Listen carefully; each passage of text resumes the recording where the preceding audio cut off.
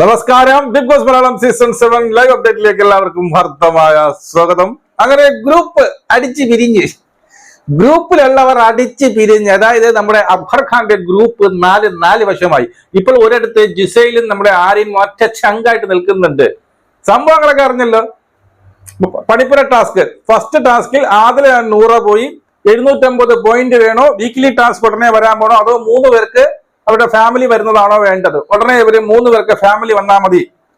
ഈ പറയുന്ന രേണു, റണ, പിന്നെ ആരാ ഒരാൾക്കും കൂടി ഫാമിലി വന്നാൽ മതി, നമ്മുടെ അപ്പാനിക്ക്. അങ്ങനെ പറഞ്ഞു. അപ്പൊ എല്ലാരും ആഹ്ലാദിച്ചോ, വെരി ഗുഡ്, ഫാമിലി വരുന്നുള്ള, ഓക്കെ എന്ന് പറഞ്ഞു. രണ്ടാമത് സെക്കൻഡ് ടാസ്കിൽ ആര്യനും അനീഷും ജിസേലും കൂടി പോയി. അവിടെയാണ് 8ന്റെ പണി കൊടുത്തത്. ബിഗ് ബോസ് 8ന്റെ പണി കൊടുത്ത് ഈ അനീഷിന്റെ അടുത്ത് ഫസ്റ്റ് എടുത്ത് വായിക്കാൻ പറഞ്ഞു.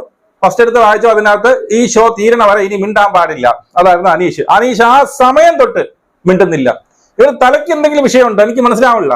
ഇവിടെ ലോജിക്കില് ബിഗ് ബോസ് പറയുന്ന മിണ്ട് ഈ പറഞ്ഞ ടാസ്ക് തുടങ്ങിയില്ല എന്ന് പറഞ്ഞിട്ട് പോലും അനീഷ് കമാന്നൊരു അക്ഷരം മിണ്ടുന്നില്ല. ഇത് എന്ത് തരത്തിലുള്ള ഗെയിമാണ്? ഇതെന്തോ മാനസിക വിഷയം എന്നാണ് എനിക്ക് പറയാനുള്ളത്. ഇതിനൊക്കെ എന്ത് പറഞ്ഞ് നിങ്ങൾ ന്യായീകരിക്കും? തൊട്ടടുത്ത് ഒരു ജ്യൂസ് ആയിരുന്നു. ഒരാളെ എന്ത് ചെയ്യണം? മിണ്ടാതിരിക്കണം ഷോ തീരുന്നത് വരെ. മറ്റൊരാള് ജ്യൂസ് കഴിക്കണം. മൂന്നാമത്തെ ആൾ എന്ത് ചെയ്യണം? ഈ പറഞ്ഞ തലമുണ്ടനം ചെയ്യണം. ഇത് മൂന്നും നിങ്ങൾ അങ്ങോട്ടും ഇങ്ങോട്ടും ചർച്ച ചെയ്തുകൊണ്ട് തീരുമാനിക്കാം. ഒന്ന് ഈ 3 ടാസ്കും ചെയ്യുക, അല്ലെങ്കിൽ എന്ത് ചെയ്യുക, അല്ലെങ്കിൽ 1000 പോയിന്റ് കളയുക. മനസ്സിലായോ? ഈ ടാസ്ക് ചെയ്ത 1000 പോയിന്റ് കിട്ടും. ഈ 1000 പോയിന്റ് കളഞ്ഞാൽ വേറെ 250 പോയിന്റേ ഉള്ളൂ. അവിടെ ഡിസ്കഷൻ വരുന്നു. അനീഷിന്റെ അടുത്ത് പലവട്ടം പറയുന്നുണ്ട്. അനീഷ്, ഞാൻ ഇത് തന്നെ ചെയ്യാം, ഞാൻ എന്തെങ്കിലും മിണ്ടാതിരിക്കാം എന്ന് പറഞ്ഞുകൊണ്ട് അനീഷ് ഇവിടെ നിൽക്കുന്നത്. എടാ മണ്ടൻ ആര്യ, നിനക്കിന്ന് ഹീറോ ആവാനുള്ള ഒരു അവസരമായിരുന്നു ഇത്. ഈ അനീഷ് ഈ ഷോ തീരുന്നത് വരെ മിണ്ടാതിരിക്കുമായിരുന്നു. അത് ചിന്തിക്കാനുള്ള ഒരു ചെറിയ മൂള പോലും ഇല്ലാത്ത, മുടി വെട്ടിക്കളെന്റെ അച്ഛൻ മരിച്ചതിന് ശേഷം മാത്രമേ ഞാൻ മുടി വെട്ടി. എന്തിനാ അതിന്റെ ഇടയിൽ കൂടെ റിലീജിയൻ കൊണ്ടുവരുന്നു? തേങ്ങ. ജിസേലിനെ കുറ്റം പറയില്ല.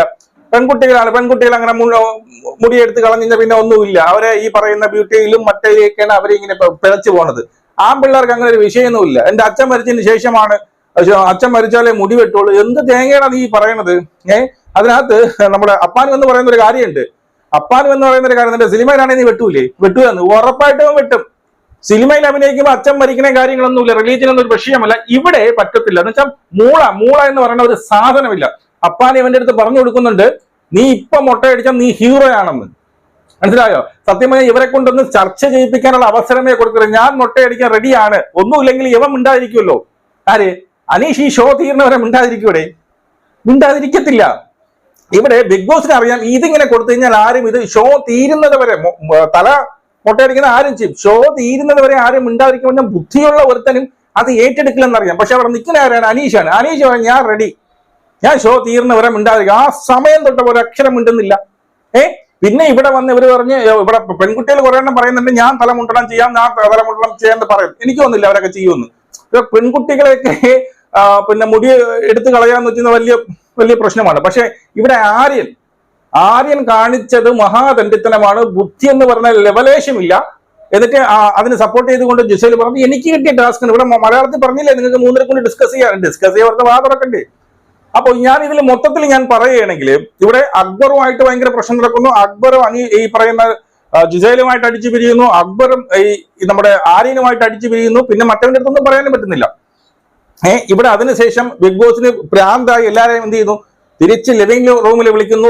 ലിവിംഗ് റൂമിൽ വിളിച്ചിട്ട് നിങ്ങൾ ധൈര്യശാലികളായിട്ട് എടുത്തല്ലോ. ഇവിടെ ഇവന്മാരെ 3 എണ്ണം നിന്നപ്പോ ഈ പറയുന്ന പറയുന്ന ഒരു കാര്യമുണ്ട്. എന്ത് പറഞ്ഞാലും ജിസേല് അല്ലെങ്കിൽ ആര്യൻ എന്ത് പറഞ്ഞാലും യവന്മാരെ വോട്ടിട്ട് ധൈര്യശാലികളാണ്, എന്തും ത്യജിക്കാൻ വേണ്ടിയിട്ടുള്ളത് എന്ന് പറഞ്ഞുകൊണ്ട് എന്തിനും ഈ ജിസേലിനെയും ഈ പറയുന്ന ആര്യനെയും യവന്മാരെ വോട്ടിടും. ഇപ്പൊ എന്തായി? അണ്ണാക്കി കിട്ടിയല്ലോ. അണ്ണാക്കി കിട്ടിയ ഒരു തലയിലെ മുടി എടുക്കാനും കൂടി യവന്മാർക്ക് പറ്റത്തില്ല.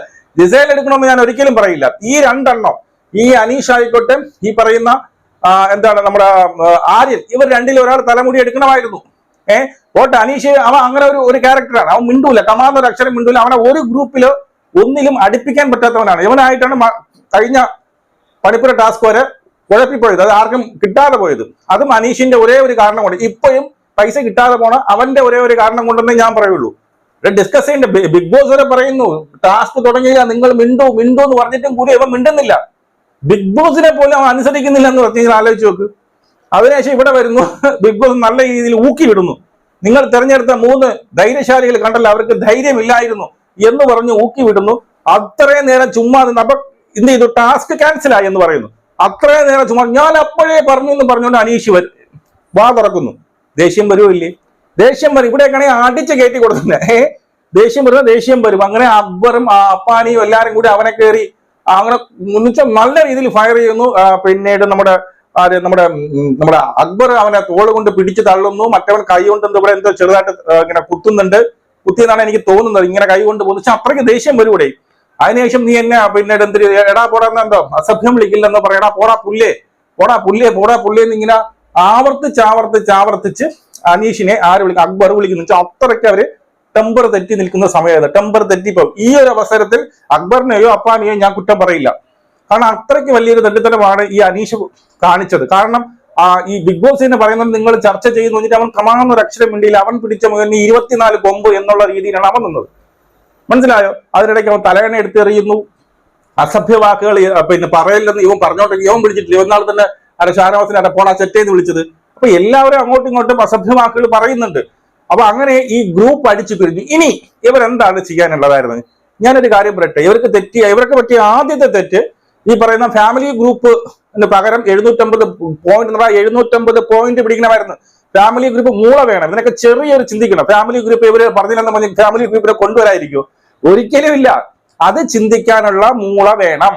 മനസ്സിലായോ? എന്നെങ്കിലും ഫാമിലി വീക്ക് വരുമ്പോ എന്ത് ചെയ്യും? ഇവരെ കൊണ്ടുവരും. അവിടെ നിങ്ങൾ ആദ്യമേ ഒരു അബദ്ധം കാണിച്ചു. ഫാമിലി വീക്കിന് വേണ്ടിയിട്ട് അവരെ ഫാമിലി വരട്ടെ എന്ന് പറഞ്ഞുകൊണ്ട് അവർ തെറ്റിച്ചു. അപ്പോഴൊന്നും ഈ അപ്പാനിക്കോ മറ്റാർക്കോ ഒന്നും ഒരു പ്രശ്നമില്ല. കാരണം എന്റെ ഫാമിലി വരെയല്ലേ. അപ്പോ ആര് സോർസയായി? ഈ പറയുന്ന അപ്പാനി സോർസയായി. ഇവിടെ പറഞ്ഞ എന്താണ്? ത്യജിക്കുക. ഈ പോണവര് മാത്രമല്ല ത്യജിക്കാനുള്ളത്, വീട്ടിലുള്ളവരും ത്യജിക്കണം. മനസ്സിലായോ? ഫാമിലി വീക്ക് വരുമെന്നുള്ള പ്രതീക്ഷയിലല്ലോ നിങ്ങൾ ഇരുന്നത്. ഫാമിലി വീക്കൊക്കെ ലാസ്റ്റ് ആണ്. എന്തിനാണ് ഈ ഫസ്റ്റ് വീക്കിലെ കൊണ്ട് ഫാമിലിയെ കൊണ്ടുവരണമെന്ന് എനിക്ക് പിടുത്തം കിട്ടുന്നില്ല. അതോടുകൂടി തീരും. അതോടുകൂടി ഷോ തീരും. മനസ്സിലായോ? അപ്പൊ ഈ ഫാമിലി വീക്ക് തന്നെ എടുത്തു വെച്ചത് തന്നെ എന്താണ്?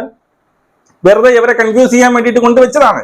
അപ്പോ അപ്പോഴൊന്നും ഈ അപ്പാനിക്കോ ആർക്കോ ഒരു പ്രശ്നമില്ലായിരുന്നു. ഇവരിപ്പോ മുടി വെട്ടാതിരുന്നപ്പോ അപ്പാനെ പറഞ്ഞു ഞാൻ വെട്ടുമായിരുന്നു.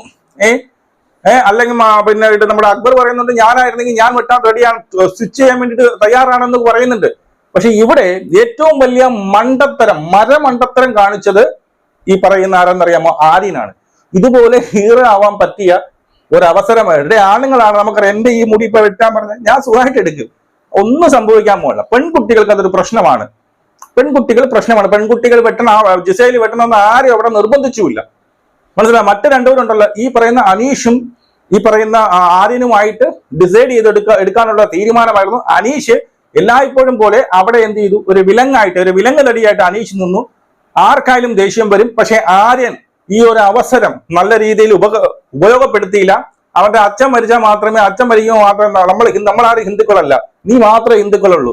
പിന്നെ മറ്റേ പഞ്ചാബിലെ തേങ്ങ ഒന്നുമില്ലടെ, വെറുതെ നിനക്കൊന്നും പോയി അതിനുള്ള ചങ്കൂറ്റം നിങ്ങൾക്കില്ല. പിന്നെ നിങ്ങൾ എന്താ വിചാരിച്ചത്? ഇതും മറ്റൊക്കെ പറഞ്ഞ ഈ എല്ലാം ത്യജിക്കണമെന്ന് പറയുമ്പോൾ നിങ്ങൾ എന്താ വിചാരിച്ചത്? അപ്പൊ എന്തായാലും ഇതിൽ ടോട്ടലി ഒരു ഫെയിലിയർ സംഭവിച്ചിരിക്കുന്നു. ആദ്യമേ ഫാമിലിയെ കൊണ്ടുവരുന്ന സമയത്ത് ഫാമിലി വേണ്ട, എനിക്ക് 750 പോയിന്റ് മതി എന്ന് പറയണമായിരുന്നു. അപ്പോൾ നിങ്ങൾ എല്ലാവരും സപ്പോർട്ട് ചെയ്യും. ഇപ്പോൾ നിങ്ങൾ സപ്പോർട്ട് ചെയ്യാതിരിക്കുന്നത് എനിക്ക് ഇതില്ല. രണ്ടും തെറ്റാണ്. ആര്യന് പറ്റിയത് മഹാമണ്ഡത്തരമാണ്. അവന് ഹീറോ ആവാനുള്ള ഏറ്റവും വലിയൊരു അവസരമാണ് നഷ്ടപ്പെടുത്തിയത്. അതുമല്ല, ഇവരിത് ഏറ്റെടുത്തെങ്കിൽ കൂടി ചിലപ്പോൾ ഇത് മാറ്റി വെച്ചിരുന്നു. കാരണം അനീഷ് ഈ ഷോ തീരുന്നവരെ എങ്ങനെ സംസാരിക്കാതിരിക്കും? അപ്പൊ എന്തെങ്കിലും ഒരു സൊല്യൂഷൻ ലാലട്ടം വന്ന് ശരി ഓക്കെ മതി, ഇന്നത്തോടെ മതി, നിങ്ങൾ എന്തായാലും ധൈര്യത്തോടു കൂടി തിരഞ്ഞെടുത്തല്ലോ എന്നൊക്കെ പറഞ്ഞൊരു അപ്രിസിയേഷൻ ഒക്കെ കിട്ടുമായിരുന്നു. എല്ലാം കൊണ്ട് തുലച്ചു. മോർ ഓവർ അവരുടെ ഗ്രൂപ്പ് അടിച്ചു കഴിഞ്ഞു. നമുക്ക് വീണ്ടും കാണാം. ജയ് ഹിന്ദ്.